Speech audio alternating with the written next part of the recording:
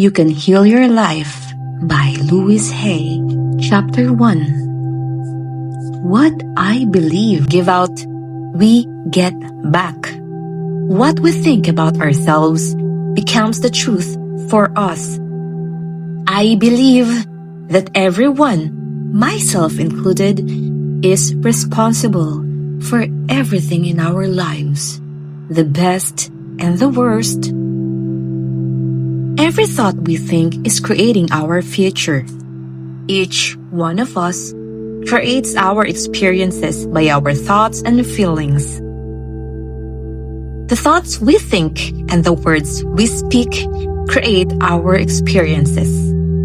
We create the situations and then we give our power away by blaming the other person for our frustration. No person, no place, and no thing has any power over us. For we are the only thinkers in it. When we create peace and harmony and balance in our minds, we will find it in our lives. Which of these statements sounds like you? People are out to get me. Everyone is always helpful. Each one of these beliefs will create quite different experiences. What we believe about ourselves and about life becomes true for us. The universe totally supports us in every thought we choose to think and believe. Put another way, our subconscious mind accepts whatever we choose to believe. They both mean that what I believe about myself and about life becomes true for me. What you choose to think about yourself and about life becomes true for you. And we have unlimited choices about what we can think. When we know this, then it makes sense to choose everyone is always helpful rather than people are out to get me. The universal power never judges or criticizes us. It only accepts us at our own value. Then it reflects our beliefs in our lives. If I want to believe that life is lonely and that nobody loves me, then that is what I feel, what I will find in my world. However, if I am willing to release that belief and to affirm for myself that love is everywhere and I am loving and lovable, and to hold on to that new affirmation and to repeat it often, then it will become true for me. Now, loving people will come into my life. The people already in my life will become more loving to me, and I will find myself easily expressing love to others. Most of us have foolish ideas about who we are and many rigid rules about how life ought to be lived. This is not to condemn us, for each of us is doing the very best we can at this very moment.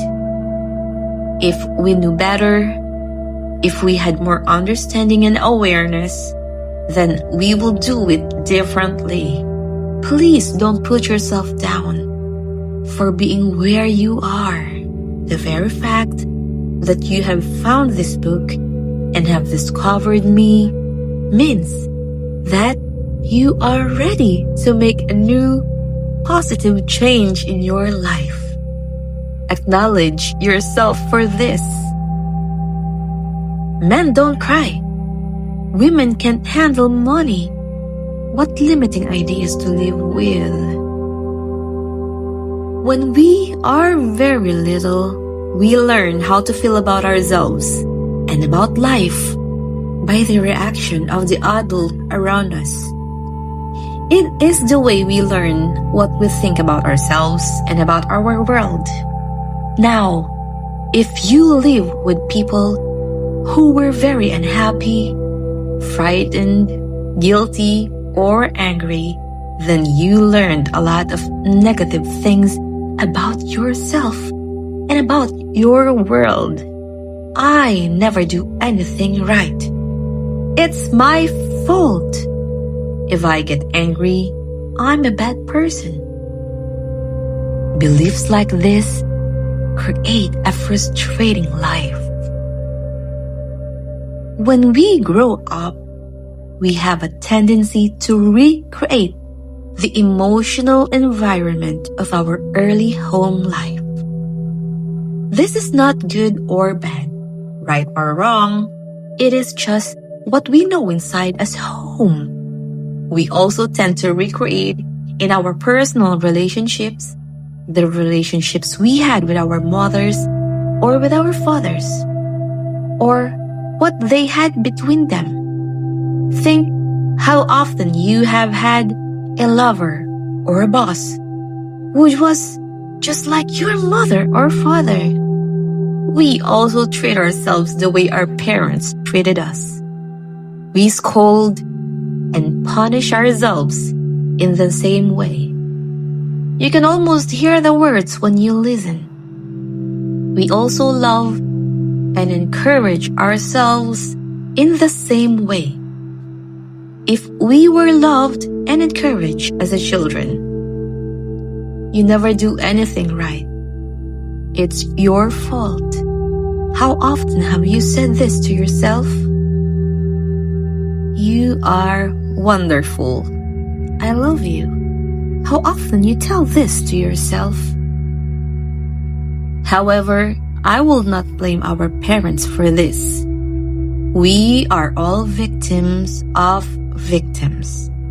And they could not possibly have taught us anything they did not know. If your mother did not know how to love herself, or your father did not know how to love himself, then it will be impossible for them to teach you to love yourself. They were doing the best they could with what they had been taught as children. If you want to understand your parents more, get them to talk about their own childhood. And if you listen with compassion, you will learn where their fears and rigid patterns come from. Those people who did all that stuff to you were just as frightened and scared as you are. I believe that we choose our parents. Each one of us decides to incarnate upon this planet a particular point in time and space. We have chosen to come here to learn a particular lesson that will advance us upon our spiritual evolutionary pathway. We choose our sex, our color, our country, and then we look around for the particular set of parents who will mirror the pattern we are bringing into world on this lifetime. Then when we grow up, we usually point our fingers accusingly at our parents and whimper, "You did it to me." But really, we chose them because they were perfect for what we wanted to work on overcoming. We learn our belief system as very little children, and then we move through life creating experiences to match our beliefs. Look back in your own life and notice how often you have gone through the same experience. Well, I believe you created those experiences over and over because they mirrored something you believe about yourself. It doesn't really matter how long we have had a problem, or how big it is, or how life-threatening it is. The point of power is always in the present moment. All the events you have experienced in your lifetime up to this moment have been created by the thoughts and beliefs you have held in the past. They were created by thoughts and words you used yesterday, last week, last month, last year, 10, 20, 30, 40, or more years ago, depending on how old you are.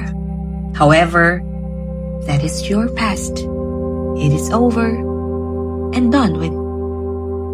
What is important in this moment is what you are choosing to think and believe and say right now. For these thoughts and words will create your future. Your point of power is the present moment and is forming the experience of tomorrow, next week, next month, next year, and so on. You might notice that what you thought you were thinking at this moment is positive or negative. Do you want this thought to be creating your future? Just notice and be aware.